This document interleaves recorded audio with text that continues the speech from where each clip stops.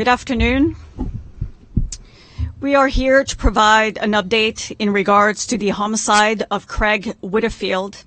Speaking to these developments today will be Acting Superintendent Dwayne McDonald, Officer in charge of the Integrated Homicide Investigation Team, Chief Superintendent Bill Forty, Officer in charge of Surrey RCMP Detachment, and also present is Chief Superintendent Kevin Hackett, Officer in charge of the Combined Forces Special Enforcement Unit British Columbia, and Vancouver Police Department Superintendent Mike Porteous. You will have an opportunity to ask a few questions after all speakers have had an opportunity to speak. Sir.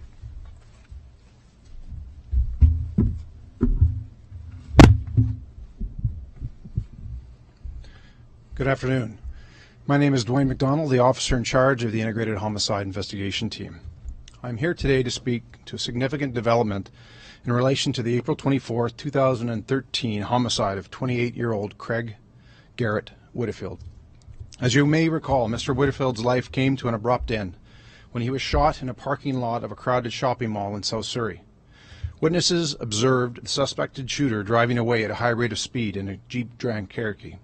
Police located and seized this Cherokee several blocks away from the crime scene and recovered valuable evidence from the vehicle. IHIT was called upon to lead the investigation and had the assistance of a variety of specialized resources and other units. This included tremendous support and assistance from the Surrey RCMP and their support services and partnerships with CFSU-UBC and the Vancouver City Police Department. Today, I can confirm that an arrest has been made in connection to this shooting, and Crown Counsel has approved charges of first-degree murder against 20-year-old Brodie Robert Patterson. While the details of this investigation, including the motive, cannot be discussed at this point, I can tell you that it is the belief of investigators that Mr. Whitfield was targeted due to his association to individuals involved in organized crime. Mr. Whitfield's life has been brought to a violent end far too soon, and there is a long line of those that are affected by this tragedy. A family's life has forever changed, and I extend my sincere condolences to the Whitfield family.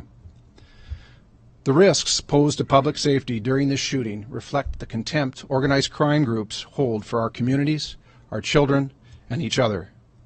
Mr. Patterson, if convicted, will represent another young life wasted on violence and poor decisions. The seriousness of this offense and the risks posed to the public were not taken lightly by police. The officers assigned to this investigation have worked tirelessly for the past 18 months in order to hold accountable those responsible for this murder.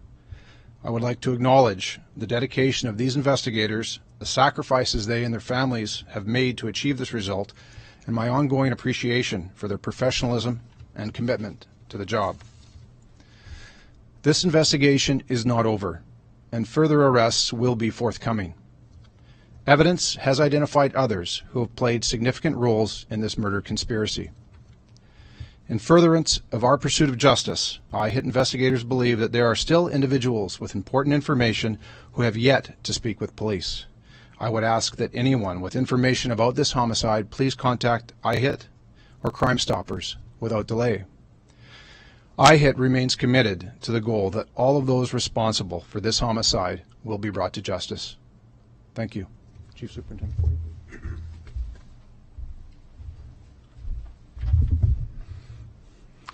Good afternoon.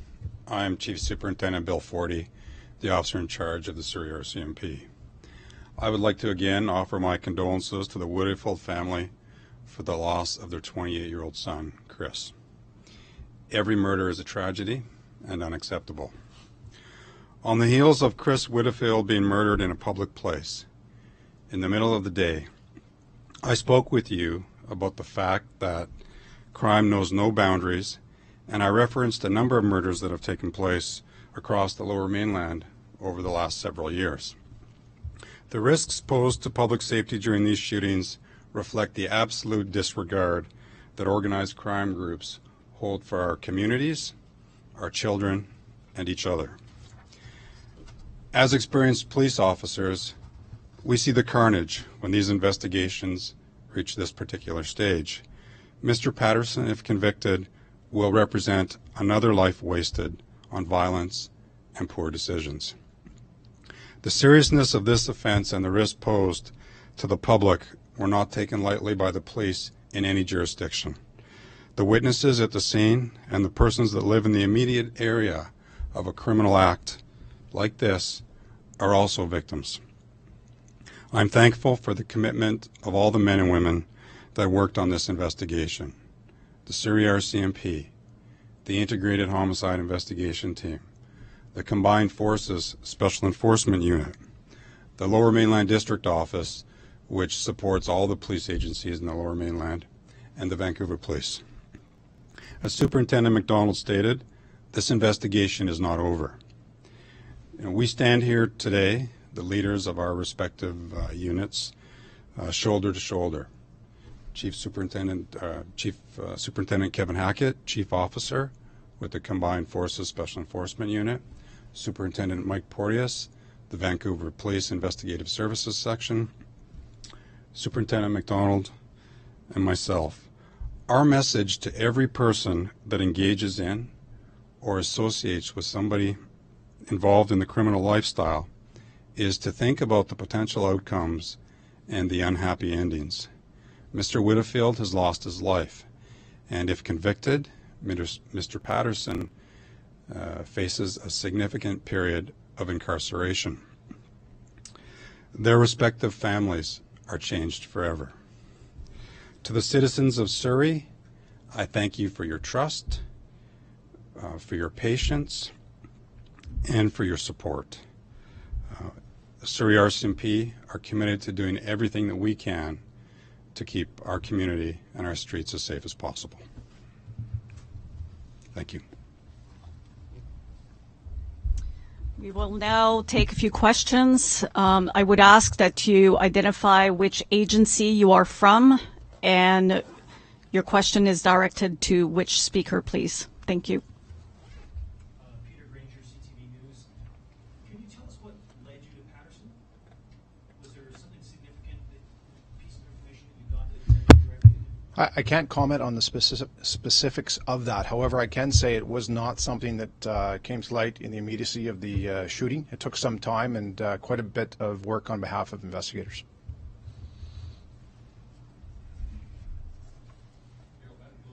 Is Mr. Patterson known to police?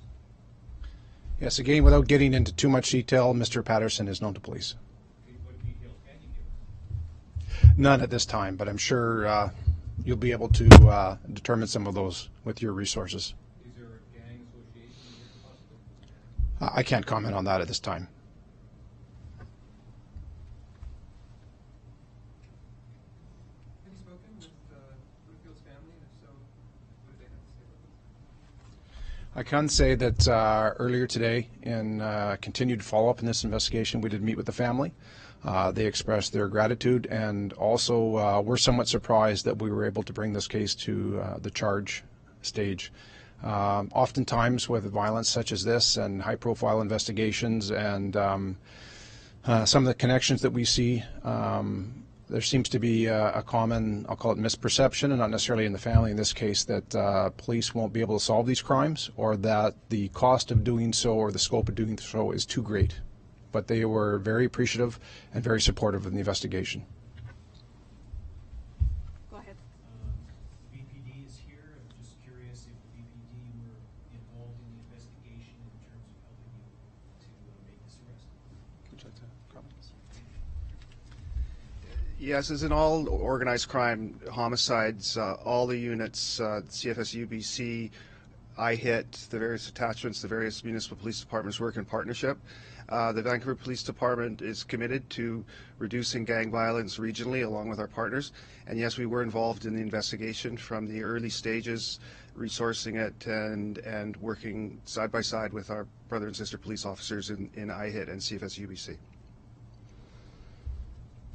I think at the time of the shooting, I'm not sure, but did the father of the victim come forward and say that he does not want any retribution?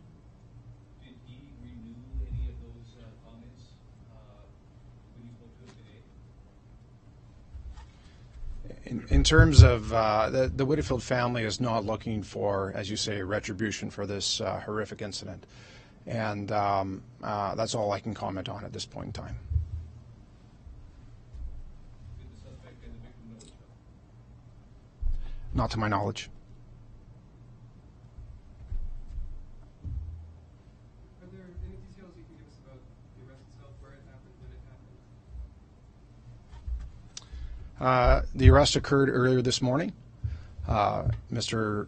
Patterson was under surveillance by our investigators and was arrested in Surrey. Yes. Do you know why Mr. Whitfield was targeted?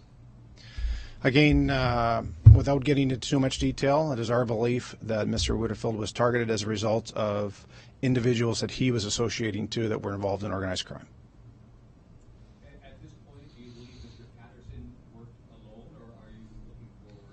No, I'm confident in telling you that Mr. Patterson did not work alone, and as I said before, there will be further arrests with respect to this murder conspiracy.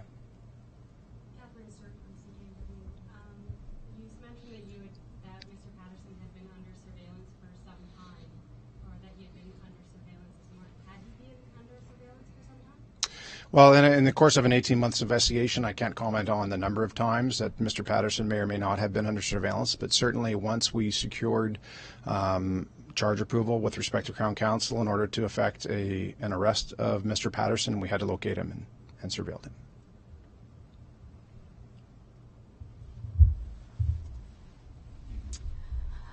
Thank you very much.